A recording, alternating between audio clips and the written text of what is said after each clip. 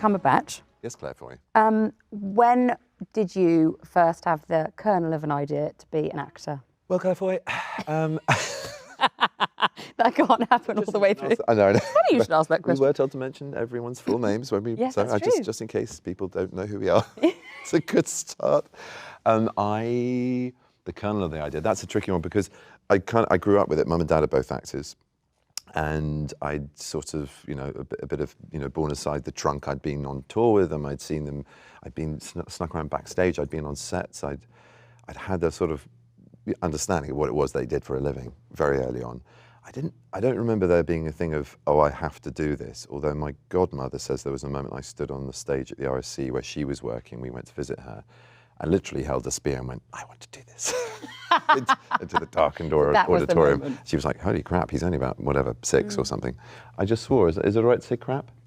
Okay, it's okay, we can say that. They said it on The Simpsons, so. Yeah, exactly, so it's all right. It's good on The Simpsons, it's okay. Yeah. But did your mum and dad did kind of repertory theatre, English kind of? So Mum's Wanda Ventham, and she's much loved and was a big star in the sort of 60s, 70s, did lots of cult classics like UFO, The Saint, The Prisoner, wow. And sort of standalone dramas like Fallen Hero and Breakdown and all sorts of things that won her accolades. She started in the theatre. She was going to be part of Peter Brook's band. Really? She was pregnant with my sister who's my half-sister, but my sister from Mum's first marriage, and she couldn't do the tour. She couldn't commit to the RSC because of Tracks coming into the world. That's her name, or our nickname for her. Mm. And so she started to do more television and film work and just sort of took off. Dad, much more theatre. He started out, he did a huge stint at the RSC. No, sorry, not the RSC, the Royal Court. That's really where he earned his stripes. That's really weird. Yeah, he was there with George Devine, right at the birth of kind of kitchen sink drama and the working class act, and he was the token posho. He was the guy whose petrol tank would be pissed in by Dennis Waterman. Yeah. Be a nice position to be repeatedly in. Yeah. And so he did some extraordinary work. He was in some of John Arden's original pieces, like Sergeant Musgrave's Dance and Patriot for Me, John Osborne's Patriot for Me. Wow. Yeah, very, very cool stuff. And then some TV work as well. So by the time I came along, Mum's definitely the better known of the two. Mm. But Dad was working non-stop, partly to pay for an education, to basically pull me into line with the idea that it was madness to be, peripatetic, not being able to plan your family holidays, not knowing where the next, income's going to come from, all the uncertainty which was on display in their lives, our lives. And yet they managed to, Dad in particular, squirrel away enough for a ludicrously expensive education. Mm. But he started that the minute I was born. Yeah. And that was purely to make me see sense and become a doctor, a lawyer, a teacher, just something of use to society. That went well. Yeah, I know. Continually disappointing them by continuing to be an actor. A really, really, really good one, though. Oh, but that's good, isn't it, though? Well, it's one of the reasons I do it, I guess, and one of the key motivations is to keep them happy and proud. It really is. And my dad said such a huge thing. It makes me sort of well up every time I think about it. After a while of going, are you sure? Are you sure? He then saw me at university and I was playing Salieri in Amadeus, which is, it's a wonderful part. And he went, I was in the car park afterwards and he said, you're better at this than I ever was or ever will be. I can't wait to watch you and support you on what I think is going to be a fantastic career. I'm going. So yeah, that was amazing. He's amazing. But did you know when you were growing up that what they did for a living? That's what I don't understand, having a child. I don't quite understand how you explain to a child what you do, because it's storyteller. I think storyteller. I think I knew. I didn't quite get it. I remember at one time being in the audience of a musical about Dr. Bernardo, and it wasn't great story, but it wasn't the greatest show, as Dad admits himself. And he was so sick of it that when I waved during one of the big songs, and he waved back. He just completely broke the fourth wall and went.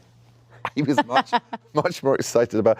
So I think at that point I was like, is Dad in something, or is he just Dad still? Mm. But then I did get it, and I sort of loved it. I remember being backstage when Mum went on once in a Ray Cooney farce, and behind stage, it's like behind this, there's just a few, triangular things and some stage weights and people going, and something written like downstage left flap wing. Yeah, exactly. Or like, darling, did you eat that thing last night? And you're on, and then suddenly the minute that door opens and the lights and the sort of heat of it all, there's this instant transformation. I just remember my mum just kind of like, whoop, just becoming something else before going on. I went, that looks amazing. That looks crazy fun.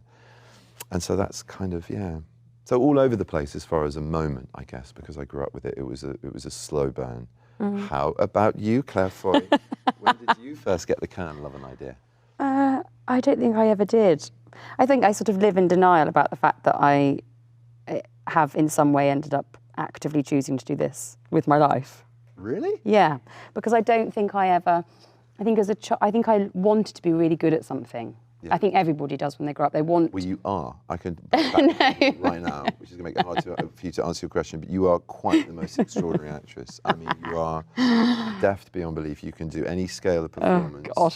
You are mesmeric to watch on screen, and I know what a joy you are because you're a friend to work with as well. You're the full package, you're the real deal. And it's magnificent that the world on the stage of The Crown has got to see it en masse, and this is just the beginning. It's so exciting. God. But you get but I think you get so used to kind of, I don't know. I don't know. I really genuinely don't know. I think I wanted to be good at something, right. And I don't think academically I went to a grammar school, which I was really lucky to go to, but you know, when you're with lots of people who are incredibly gifted, because that's what the premise of the grammar school How did you get in? Was it your acting? Was that? No, so I failed my 12 plus, right. And I got in because my mum had to go to Aylesbury City Council and kind of give them like a portfolio of the reason why I could possibly get in, and you have to appeal. Wow. Okay. What really worked in my favour was the fact that my brother and sister had both got in on their own merit, okay. And my parents had got divorced. So I think my mum went, she's actually very clever.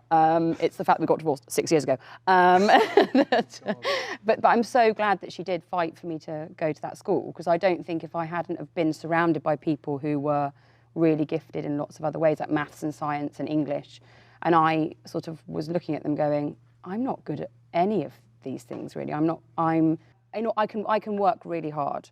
Yeah. And my sister is the same. Like, yeah. We both are aware that in order to be good at something, you have to work really hard at it. But I would sort of work really hard at it and then just be like, but it's still not happening. I'm still not going, oh, if I, paint that picture somehow, it's amazing. Or if I write that essay somehow, someone's saying to me that I'm really good at it.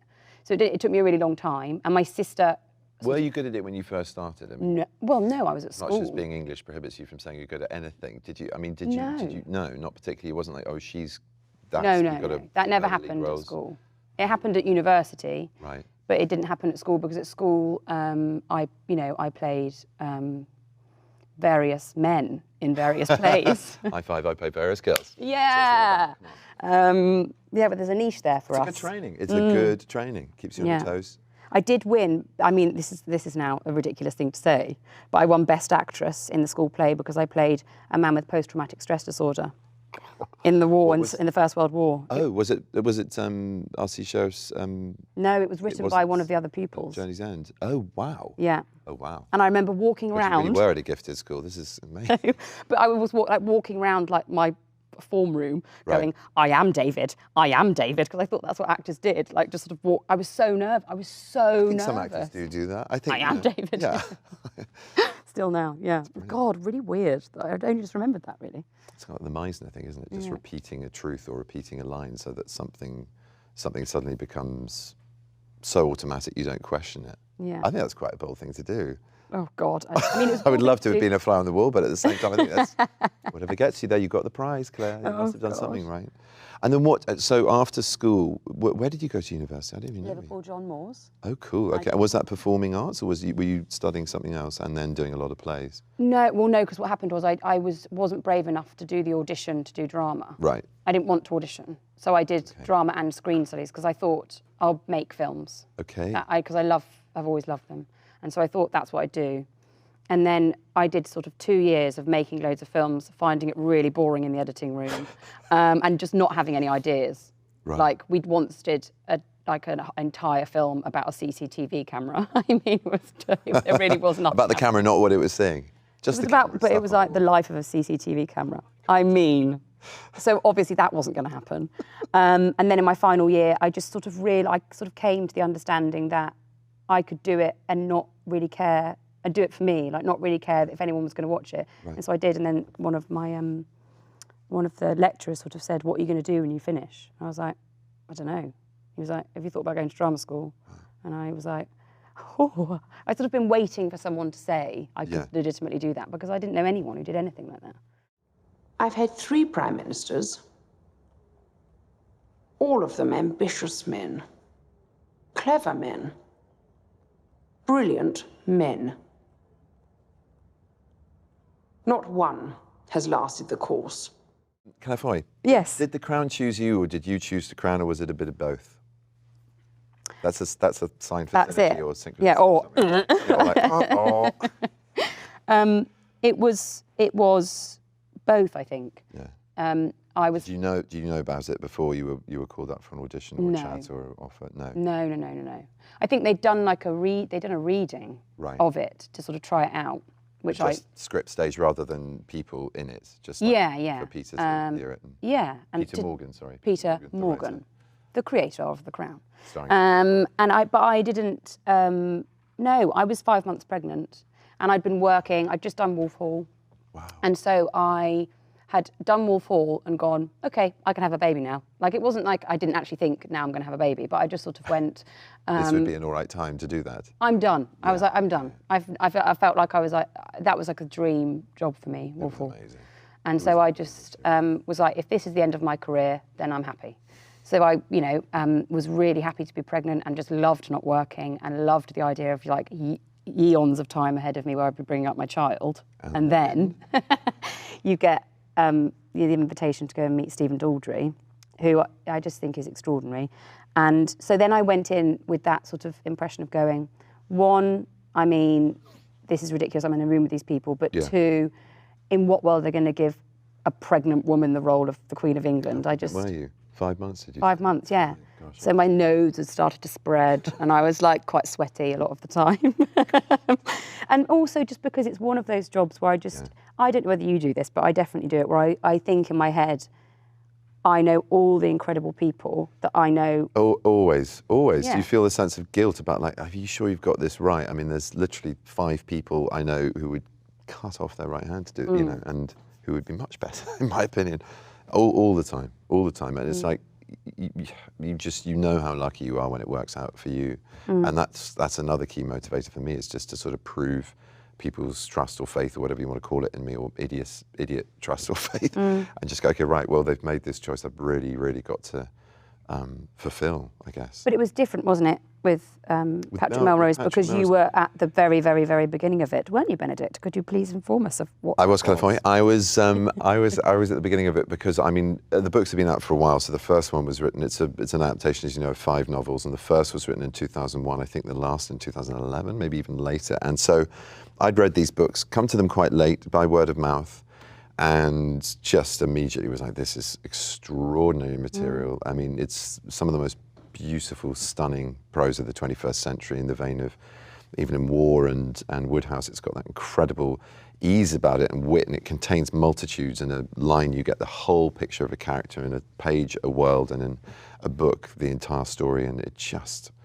holds you. There are amazing, I mean, unbelievably funny moments, laugh out loud moments, but also this trauma at the centre of it, this man who's abused by his father from the age of 5 onwards, and then you jump forward to the next decade. Each book's about a decade forward, and it's him as a full-blown drug addict, which is actually our first episode.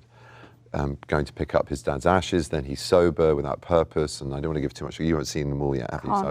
No, okay. Oh. But I mean, they were there as pieces of fiction, and although thinly disguised, alter ego for the author. So I read them, and I was doing a Reddit question, the online. So they said, as I'm often asked, what do you want to do next? I don't have bucket lists. I'm really, really lazy about that in a way, terrible. And I've just been really lucky to kind of go from vine to vine in answer to how you choose your jobs as much as I do. So much of it is just, well, what's in front of me, And that was the moment I said, well, you know what, I really want to play Hamlet, because I'd sort of flirted with it at school, but not done it at levels.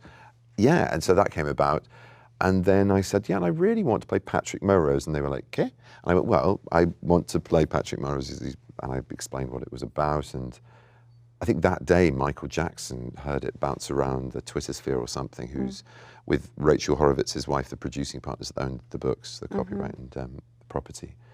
They rang John, my agent in England, and I met with him like a week later, having reread the book. It was incredibly fast. It was kind of like, oh God, what else could I watch? What else would I like Maybe to do? I should have done that more often. To I know. I would like to play Banana Man in a filmic remake of said. Banana Man. Wouldn't that be great? Oh my God, it would. Acacia Avenue. Exactly. That'd be great. They should do that, and I think they should also do Supergram. We need it's great. There's a female here for superheroes. But we also need a female superhero of an age. Yeah. So I think Supergram should be brought back. Amazing. Or just a super grand. She's I'm not actually pitching a superhero. for Supergram, but maybe. I know. Hey, I've got it in me. She's versatile. It came about like that, and then very late in the day, I produced on it as well with Adam Ackland, my production company head. Yeah, with Sonny March. What was that like?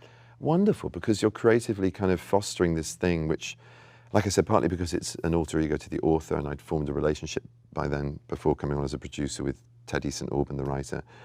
I wanted to care for him, for the cipher of reality that he'd made into a fictional character, much loved by those who've read it, into our screen translation of it. So it was out of a duty of care, but also creatively, it's just wonderful. You're involved in forming the production team, heads of department.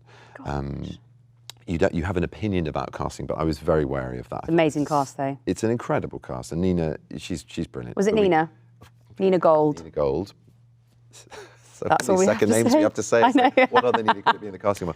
But Nina Gold is pretty much responsible for everything being good ever. Right? She did The Crown. She's still doing The Crown. I mean, she will forever be doing The Crown. I know, but I think that's an incredible thing for her as a casting director, because she gets to do like 250 characters per series. Per series, it's incredible. And she's going to go through absolutely every single English actor there is. I hope so. At some point. At some point, I know. Yeah. You will be on there. I know. But I think that thing of being there at the front door it's a wonderful experience. It's my first feeling of that inception to completion thing, which I kind of wanted that as a director at some point. But I'm terrified of that, so I'd probably start incredibly small. But you said it now; it's going to happen. I would like to be a director. There we go. Let's see what happens. Is that what you'd like to do? Jim Cameron here. I don't really want to do Avatar 2. Do you mind doing it? Yeah. I've got a movie I want you to take over. That would freak me out. Would you like to do that? You'd like to start to direct? I would love ultimately. to. I would really love to. And I don't think something I'm in. I'd really like to just have the experience of being behind the camera. But in all honesty, a bit like going back to the theatre, because of family and wanting to be a more present dad, that's so involving. I mean, Ed Berger, who directed Melrose, has directed all 5 of them, and it's just, he's not stopped working for like a year and a half. He's still in the edit for 5, and it's just on and on and on. It has got an incredible kind of, I love watching things like that have something that's incredibly unique about them, but you don't know why it is unique. Yeah. I feel like it's you and him together is a combination. I can just sort of see it. I can see you as knowing you as an actor and having worked with you. I can see that you put so much of yourself into the role, and that so much of it was about you being free. Like I saw you make choices and do things that I could just see that you would just go in your head were going, oh, I'll do that now. Oh, that's exciting. And especially there's this one incredible scene in it, which I'm going to watch on repeat, where you take, about 400 different types of drugs. But when they all have their own different personality in your body. So one drug is telling you to do one thing, and it's just the most exquisite thing I've ever seen. Oh, but seeing also just watching you just fly, and it takes a very strong director as well to allow you as an actor to do that. It's true, and he is that. He facilitates that, and he's a great first audience. But he's also just like, I think you can definitely go further and risk failing as well. Just being able to risk screwing it up and not have that thing of like, time pressures or everything else that kind of crowds in on creativity with filmmaking out of the necessity of getting the day done and money, of just being free to fail and fail better, which is all we can ever really do. It's all imperfectible, isn't it? So, do you feel like you're getting better at that the more you do it? A little bit, yeah, a little bit looser, and with this as well, with that particular scene as well in the hotel where he's just, all these voices are coming out of him, that kind of schizoid episode, I was rewriting it the day before and pulling things in from the book. David Nichols didn't know how to give, and he says this, I'm not criticising him, he's the adapt, he's wonderful, David Nichols, and amazing writer in his own right. Amazing writer. And he has done an extraordinary job. There is so much metaphor and imagery in the book, and to translate that, you want dialogue and action as a writer. So he's done the most amazing job of containing that. And Ed, with the wonders of cinema and filming, has created space for metaphor within subtext and looks and everything. Care for it? How do you care for a dessert? I'll have a creme brulee and a mark de Bourgogne. But it's still not heroin, is it? Heroin's the cavalry, the missing chair leg. Heroin is love. Simply call 555-1726. Shut up! Clairvoy, I want to ask you about the exquisite craft on display from you in The Crown. I mean, it's groundbreaking. It's inspirational. It's not groundbreaking. I disagree. You've created something quite unique out of a character that's very, very difficult to crack with. You've created a huge amount of empathy, enigma, vulnerability, humour, and with so little. I mean, it is a masterclass in restraint, but my God, it's all going on. And your physicality, the way you hold yourself, the tension in your hands, the shift of the skirt in the seat, the power play, but also being completely cut off at the knees, whether it's by Philip's behaviour or a courtier or an unexpected challenge. It's a real marvel. And I thought it really geared up in this series. How could it have been better? But it was extraordinary. And I'm really interested to know with you how, with Stephen and Philip and Ben and who am I forgetting? Philippa Lothorpe. Philippa Lothorpe. Oh my God, that episode was spectacularly good. She's extraordinary. She is amazing director. How they give you your freedom, how much it's based on what the success has been before, how much you got more room or less room or the same room to explore. Did it feel different doing the second series? It's about 5 questions. It's about 5 questions. I don't know, it felt, I think there was sort of by that point we all knew what we were doing. Yeah. In the sense that the kind of, any sort of ambiguity there was about how you would be with the Prime Minister or anything like that, it all formed its own rhythm, really. So you sort of knew how her approach would be to certain things. But the thing about Peter Morgan, who's the writer of it, is that he watches you, knows you're getting comfortable, and so then gives you a scene which is incredibly difficult. Really? Where, so he will give you then a scene where it's an incredibly emotional scene, and he knows that the choices you have are restricted, and he wants to see you struggle with that. That's what he writes as the writer for the actor and for the character. So I was constantly finding... Was that going on in the first series, or was that very much more markedly there in the second, do you think?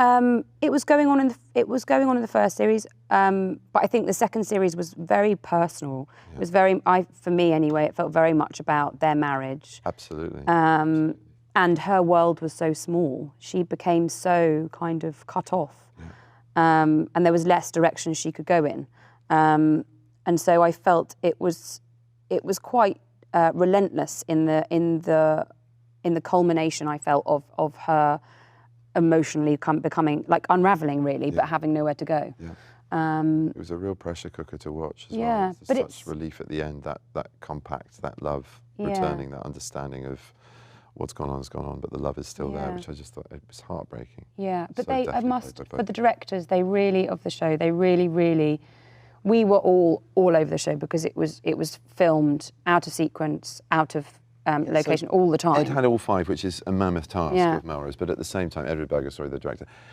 But my God, in a way, he could keep sewing all of the narrative together. How did that work when you were crossing episodes and times and different directors? It was tricky. But that was also tricky because, for us, the show had been so successful that there was so many things that we then had to do around that, which we never would have changed. But it just added another element for production, who were going, please, can we make the programme? And, we had to go off and do different things. But the directors, they have such a passion for their episodes. Yeah. And they all work together, and there's a real sense of camaraderie and the show as a whole, as opposed to a director coming in and going, this is my episode and I'm going to make it completely different. There's real respect, which gave it a unified feel, it always does. But and also we had, incredible DOP, Adriana Goldman, who... All the way through? Yeah, and Stuart, who was with him as well. So it was kind of like, it had a kind of unity and a thing. Otherwise we all would have... I loved the differences in styles. Like, I remember Philippa's episode, like... Really, suddenly I was like, this is definitely a different shift in focus, both camera-wise and storytelling-wise. It was wonderful. She's just won a BAFTA. For Philippa? No, she won a BAFTA for 3 Girls. We all closed our eyes. our ears to what was being said about you. But when the truth finally came out, there is no possibility of my forgiving you. The question is, how on earth can you forgive yourself? Benedict, I already sort of know this. Yeah. Because I know you. But I know that you're not on social media. Nope. Nope. Neither am I. But I do know that you have played Sherlock Holmes, for example, and that when you play a character like that, people feel like they have a certain amount of ownership and love of you, which obviously is amazing, but therefore it comes with it kind of a price where you're sort of always on display. Yeah. What do you do about that? Not much. Just carry on. Well, it's true. I kind of do. I mean, in environments where it's about being on display like this, or doing a Reddit or a Twitter thing through someone else's hashtag or whatever they call it, because I don't do any of that myself. I'll play the game and have fun with it for 5 seconds and then shut the door and run, because fame is, as you must now know as well, and I'll ask the question of you as well, it does require you in this weird way to sort of become your own narrative. You have this preconceived idea of who you are that's out there, this separate narrative to the truth of who you are. And that can be even after a detailed profile interview, and you think, oh, that's going to be a fair reflection due to the conversation we had. Because, our desks and papers need to create a sort of exclusive, so it gets farmed out as a news story with a quote out of context, and that's all very tiresome. And I have to say, just being recognised is okay. There are days when I just would rather, like anyone, be under a duvet pretending I don't exist, let alone famous for whatever I do. And other days when I'm fine to hold my head up high and go, thank you. But most of what you meet in the flesh is benign. It's people just liking what you do. Yeah, which is lovely. Yeah. But the demand on your time is something that I have to navigate. And I think it's always easy if you do have a purpose when you're in public, like you're going from A to B, or you're with people that you're helping, whether it's children or friends and family. So, but I love also giving back and being, very warmed and grateful by the sort of following I have, and realizing that that's part of the reason I'm able to do the projects I want to do, and it's because there's an audience that's keen to see my work. So I'm incredibly grateful for that, and in the right context, happy to acknowledge it and thank people and shake them by the hands and take a photograph. But the selfie thing is a bit weird. I do still feel like, can we not just have a moment? Can we not just hello? I know. Selfie with, I don't know, Paul McCartney. I want to talk to him. I know. I want to talk to him about chord structures and albums and tours and life now. You know what I mean? I know. Dig a bit deeper, but it has just become the modern handshake. And I really realised it in Wales once. I stepped out of the makeup truck or something on Sherlock, and all these kids had sort of formed and heard that we were there. And instead of going, whoa, or waving or anything, they just went, it was like a salute of phones. It was like some sort of totalitarian state, like showing an ID card or something. And then just looking, enchanted by whatever I was doing on their phone, but not at me. I know. Really weird. But that's the thing. We haven't really got it yet. We haven't really evolved into it or know quite how to deal with it. And there are great things about it, but there are also things we don't really know. The cost the of outcome it. Of the cost. There's definitely a cost how do you deal with it? Because I know you said you're not on social, and no. But you must have had a huge amount of exposure beyond what you'd had before with the success of The Crown. Yeah, but I think I'm really fortunate in the sense that I have always. You are a very distinctive looking person. I'm odd looking. No, you're not. No, it's not about being odd looking, but it's about if you're out of the ordinary of normal life anyway. Me and Matt Smith, you can kind of spot. Yeah, you would if you walked into a room anyway, and everyone would go, "Oh, hello, you're interesting." Whereas, I'm not like being humble. That's the reality. Like I walk in a room and everyone goes, "Oh, did I work? No, is she my cousin? I don't know." Like that's yes. that's. I'm familiar to people, but I'm not. I don't attract attention, and I'm realising that now.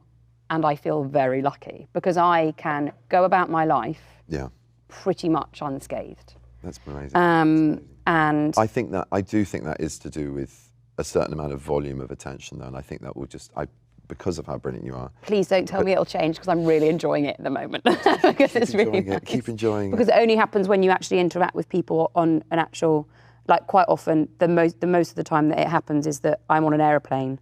And the stewardesses or the air stewards, after a while of me sort of harassing them for cups of tea and stuff, then go, it's only after I've actually really, really spent time with people that happens. Yeah. But I find, you know, it's a personal choice for me. It's not about being an actor or anything like that I'm not on social media. It's because I feel the effect it has on me as a person. I was on Facebook for about a year and a half when I was about 22. And it physically, I could feel what it did to me. It made me anxious. It made me, you know, compare myself to other people. It made me stalk people, and it made me feel, it put a barrier up between me and other people. And I just can't live in that world. And it's not about my job. You crave something that you're not getting. It's like, that's the thing is, I know how I'd be so addicted to it. I couldn't even dip my toe in it because I think it's so addictive. It just it draws you down. Me too. And I mean, I fight for no phone time myself. You know, just going to emails or texts, and that's as social as I get. And that's a struggle for me. Can I pick him up later? I would really like to get away from New York, if at all possible. Your father's ashes will be available tomorrow afternoon. I see. No chance of a rush job? I'll leave you alone with him. Clarify, I wondered if working on the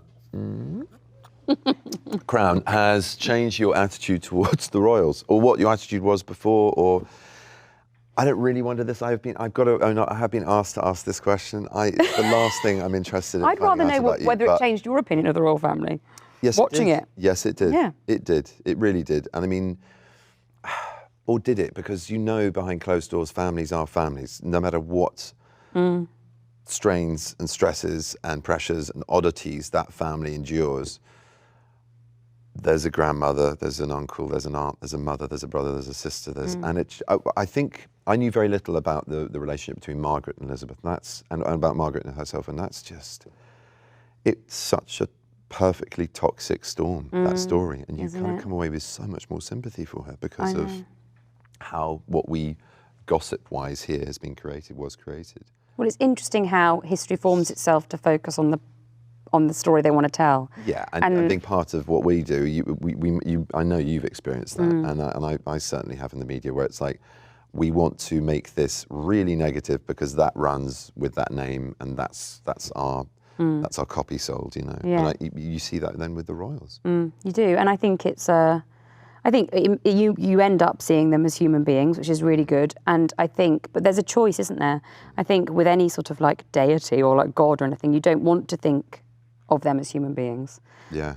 Because it means that you have to then look at yourself. Yeah, I wonder if there's a generation that can't actually watch The Crown because they want that distance. They want to be sort of adoring at the feet of it rather than in the living room or the bedroom. Yeah. With Well, it. I mean, I think people were like, "How dare you talk about their marriage? Yeah. How dare you talk about the fact?" And how dare you talk about them not having trouble in their marriage? I'm like, have you spoken to your next door neighbour recently? Like, have you spoken to anybody that you know about their marriage? Like, do you think that everybody in the world is having a perfect time? Presentational, chocolate box version. And that's what I mean about social media as well. I think that's what's happening, is everyone's pretending that their lives are great all the time, and we're losing any sort of track of the fact that life is beautiful because it is hard. Yeah. And I think that, that really worries me.